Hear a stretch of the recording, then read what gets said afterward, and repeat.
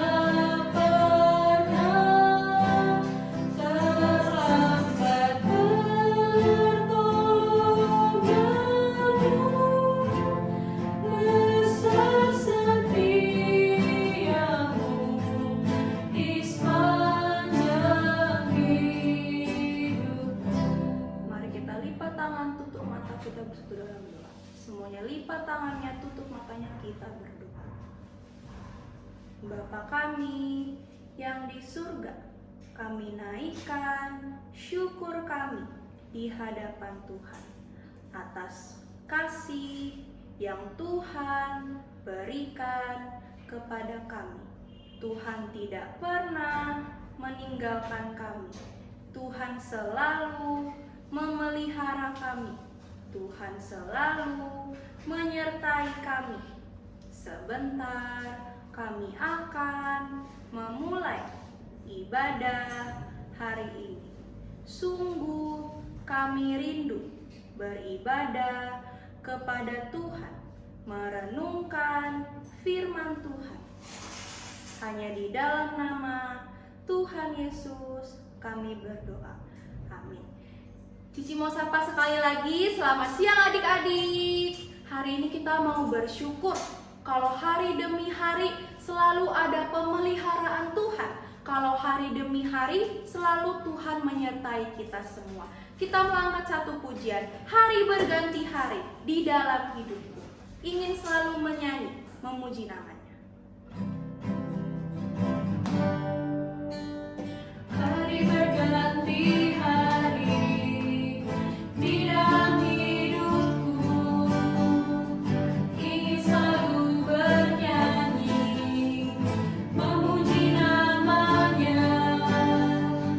Yesus Tuhanku yang menebus dosaku, dalam kasih-Nya ku telah menjadi anak bebas,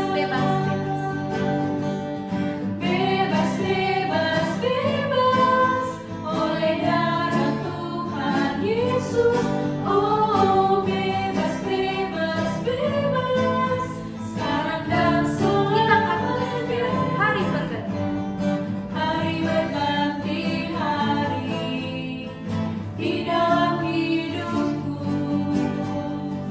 ingin selalu bernyanyi, memuji namanya.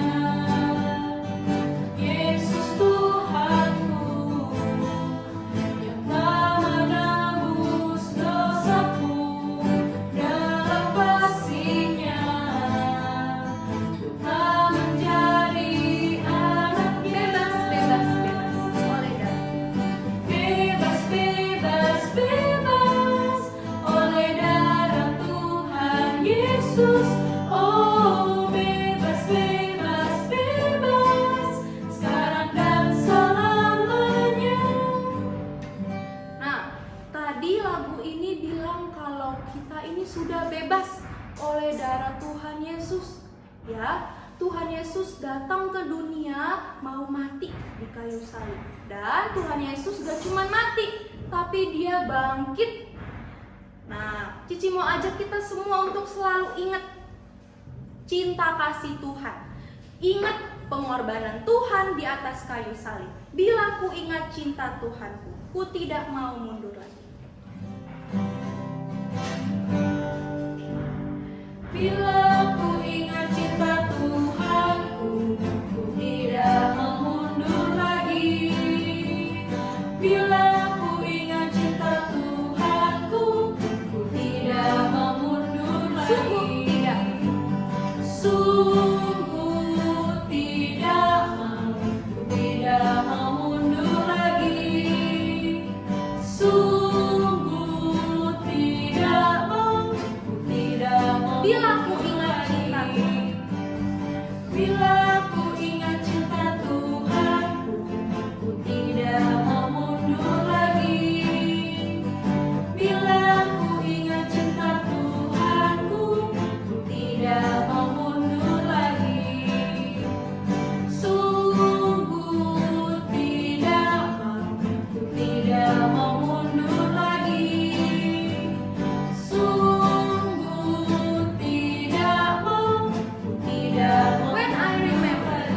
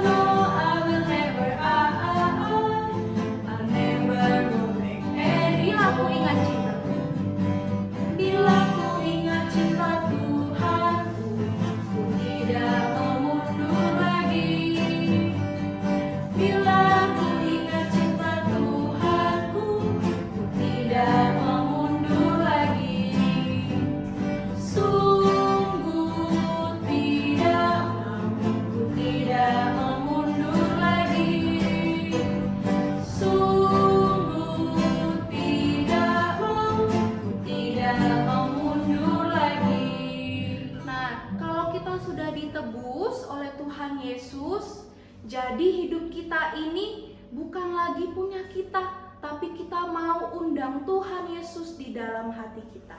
Kita mau angkat pujian, Yesus hidup dalamku. Hidupku bukannya aku lagi, tapi Yesus di dalamku.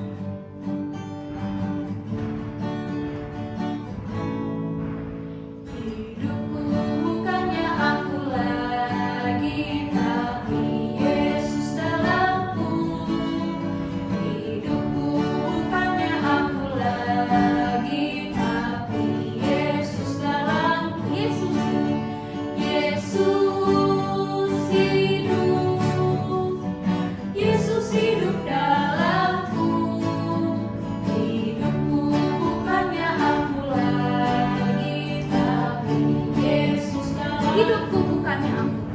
Hidupku bukannya aku lagi, tapi Yesus dalamku.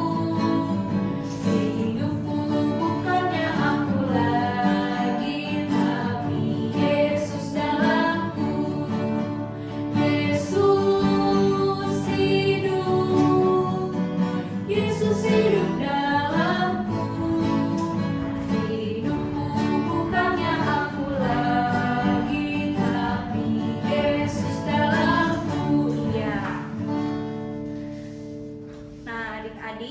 Untuk persembahan, Cici mau ingetin, kalian boleh masukkan persembahannya ke dalam amplop dulu, disimpan dulu di rumah. Nanti waktu kita sudah kembali beribadah di gereja, boleh adik-adik bawa lalu masukkan ke dalam kantong persembahan. Atau kalau adik-adik mau kasih persembahannya sekarang, boleh minta tolong papa mama atau cici koko untuk transfer ke rekening gereja. Oke, sekarang cici mau kasih pengumuman. Yang pertama, ibadah kita ini ada 2 video. Yang pertama untuk kelas kecil, yaitu untuk Batista, untuk Matius, Markus, dan Silas. Lalu yang kedua ada juga yang untuk kelas besar, untuk cici koko kelas Lukas, Yohanes, dan Paulus. Jadi tonton sesuai dengan kelasnya ya, jangan sampai salah tonton. Sekarang kita mau siapkan hati kita untuk mendengarkan firman Tuhan. Kita mau angkat pujianku, siapkan hatiku Tuhan.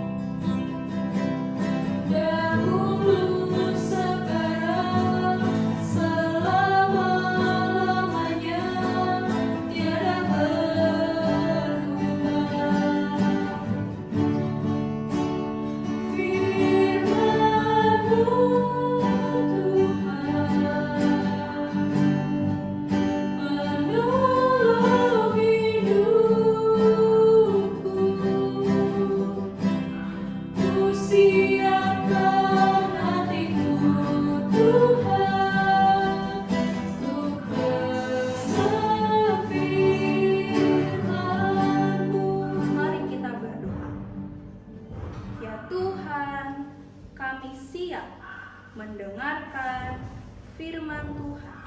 Tuhan pimpin setiap kami yang mendengarkan. Tuhan pimpin Cici Koko yang akan membawakan firman Tuhan. Hanya di dalam nama Tuhan Yesus kami berdoa. Amin. Halo adik-adik, kita akan mendengarkan firman Tuhan. Cici undang semuanya untuk boleh berdoa. Mari kita berdoa. Tuhan Yesus, terima kasih atas berkat yang boleh Tuhan berikan kepada kami hingga hari ini. Tuhan, sekarang kami ingin mendengarkan firman Tuhan. Kiranya Tuhan yang boleh berkati firman yang kami dengar, agar kami dapat mengerti ya Tuhan. Terima kasih Tuhan, hanya di dalam nama Tuhan Yesus kami telah berdoa. Amin. Nah, bulan kemarin kita udah dengar cerita tentang Jumat Agung dan Paskah. Apa sih Jumat Agung dan Paskah itu? Jumat Agung adalah hari kematian Tuhan Yesus, dan pada hari yang ketiga yaitu hari Paskah, Tuhan Yesus bangkit dari kematian. Nah, setelah bangkit, Yesus menampakkan diri kepada murid-murid dan orang-orang selama 40 hari lamanya. Ya, coba kita buka Alkitabnya di Kisah Para Rasul 1. Kita buka Alkitabnya di Kisah Para Rasul 1. Nah, dalam Kisah Para Rasul 1 ini diceritakan cerita mengenai kenaikan Tuhan Yesus yang minggu kemarin sudah kita dengar ya. Nah, setelah Tuhan Yesus naik, para murid-murid ini berkumpul untuk berdoa. Nah, itu ada di Kisah Rasul 12 Kisah Rasul 1 ayat 12 sampai ayat yang ke-14. Nah, Yesus sebelum naik menjanjikan kepada murid-muridnya itu bahwa Yesus akan memberikan sebuah roh penolong, yaitu Roh Kudus ya. Nah, kalau kita baca di Kisah Rasul 1 ayat 12 sampai 14, kita baca sama-sama ya. Rasul-rasul menanti-nanti. Maka kembalilah rasul-rasul itu ke Yerusalem dari bukit yang disebut Bukit Zaitun, yang hanya seperjalanan sabat jauhnya dari Yerusalem. Setelah mereka tiba di kota, naiklah mereka ke ruang atas tempat mereka menumpang. Mereka itu ialah Petrus dan Yohanes, Yakobus dan Andreas, Filipus dan Thomas, Bartolomeus dan Matius, Yakobus bin Alfeus, dan Simon orang Zelot, dan Yudas bin Yakobus. Mereka semua bertekun dengan sehati dalam doa bersama-sama dengan beberapa perempuan serta Maria ibu Yesus dan dengan saudara-saudara Yesus. Nah, di dalam Kisah Rasul 1 ayat 12 ini tuh diceritakan, dibilang kalau misalkan para rasul-rasul ini mereka bertekun bersehati berdoa. Nah, di ayat 12 ini tuh dibilang kalau misalkan rasul-rasul itu kembali ke Yerusalem dari bukit yang disebut Bukit Zaitun ya. Nah, Bukit Zaitun itu ada di mana sih Bukit Zaitun? Bukit Zaitun itu ada di dekat Betania. Nah, kalian bisa cari, itu ada di Lukas 24 ayat 50 ya. Terus di ayat ini juga dibilang kalau misalkan perjalanannya itu cuma sejauh seperjalanan Sabat. Apa sih maksudnya? Ya, seperjalanan Sabat itu maksudnya adalah jarak yang boleh ditempuh oleh orang Yahudi untuk berjalan saat hari Sabat. Ya, jadi jaraknya dari Bukit Zaitun itu ke Yerusalem itu dekat, jadi nggak jauh ya. Nah, pas mereka udah sampai di Yerusalem, mereka langsung ke tempat mereka menumpang gitu ya. Nah, maksudnya apa tempat mereka menumpang? Ada yang bilang bukan berarti mereka tinggal di situ gitu ya. Bukan mereka tinggal, bukan mereka menginap, mereka makan di situ, bukan. Maksudnya adalah itu tempat mereka untuk berkumpul, berdoa terus-terusan ya. Mereka terus-terusan menanti Roh Kudus yang sudah dijanjikan sebelum Yesus naik ke surga. Nah, mereka di sana itu menghabiskan waktu untuk beribadah sambil menunggu Roh Kudus yang dijanjikan Yesus ya. Kita bisa lihat itu di Kisah Rasul 1 ayat ke-4. Cici bacain ya. Pada suatu hari ketika ia makan bersama-sama dengan mereka, ia melarang mereka meninggalkan Yerusalem dan menyuruh mereka tinggal di situ menantikan janji Bapa yang demikian katanya telah kamu dengar daripadaku. Ayat 5, sebab Yohanes membaptis dengan air, tetapi tidak lama lagi kamu akan dibaptis dengan Roh Kudus. Jadi sebelum Yesus naik ke surga itu Yesus sudah menjanjikan memberikan sebuah roh penolong, yaitu Roh Kudus yang akan menolong mereka nantinya ketika Yesus menyuruh para murid-murid untuk memberitakan Injil, memberitakan kesaksian bagaimana Yesus itu adalah Allah. Nah, ada yang bilang juga tempat mereka berkumpul ini, tempat mereka ada ini adalah di Bait Allah. Tapi menurut kalian mungkin gak sih imam-imam kepala saat itu bakalan memberikan para rasul-rasul ini, para murid-murid ini tuh tempat untuk terus-terusan tiap hari ada di sana untuk berkumpul berdoa. Jadi itu kemungkinannya kecil kayak gitu. Jadi mungkin aja ini adalah semacam kayak rumah pribadi gitu loh, kayak rumah orang yang mereka dimana bisa terus-terusan bersekutu berdoa seperti itu. Nah, lalu di ayat yang ke-13 itu dijelasin siapa aja sih yang ada di sana ya. Nah, di ayat ke-14 dibilang mereka ngapain? Mereka bertekun dengan sehati dalam doa bersama-sama ya. Mereka berdoa. Kalau misalkan ada yang susah, ada yang menderita, ada yang sakit, itu mereka didoakan ya. Nah, hal berdoa ini tuh akan memberikan mereka kekuatan bagi mereka yang sedang khawatir, mereka yang takut gitu ya. Nah, mereka berdoa juga sebagai bentuk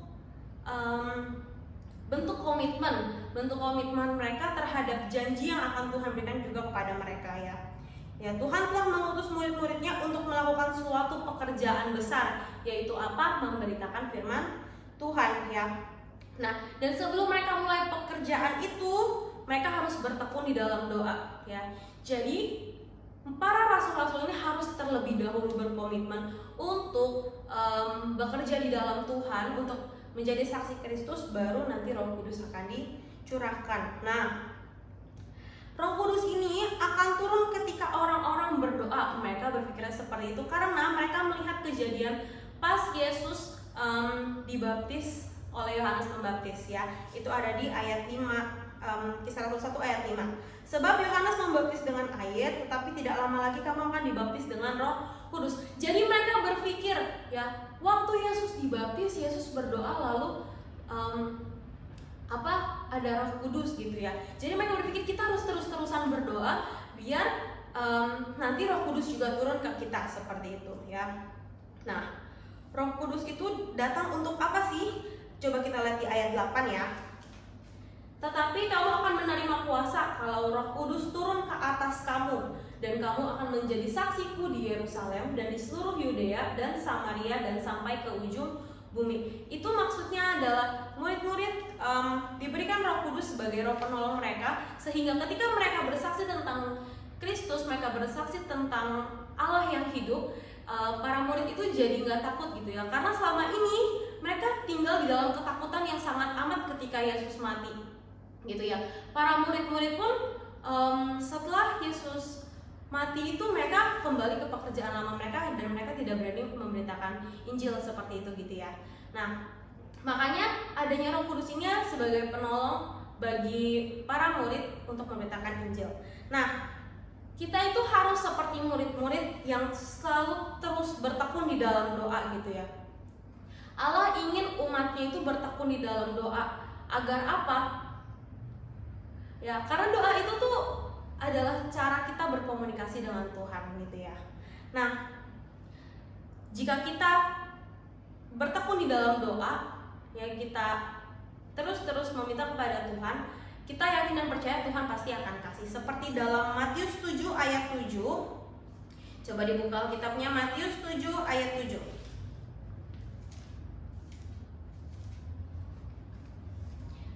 Kita baca sama-sama ya. Mintalah maka akan diberikan kepadamu, carilah maka kamu akan mendapat, ketoklah maka pintu akan dibukakan bagimu. Ya, jadi maksudnya apa? Ketika para rasul berdoa terus-menerus, ya ketika para rasul meminta dengan terus-menerus kepada Tuhan untuk dicurahkan Roh Kudus, ya Roh Kudus itu akan datang kepada mereka nanti pas hari Pentakosta ya. Nah, sama seperti murid-murid, Tuhan juga mau kita itu terus bertekun dalam doa, karena seperti apa yang dikatakan Matius 7 ayat 7 ini, Mintalah maka akan diberikan kepadamu, carilah maka kamu akan mendapat, ketoklah maka pintu akan dibukakan bagimu. Seperti itu. Nah, ayat hafalannya ini ada di Matius 7 ayat 7 ya.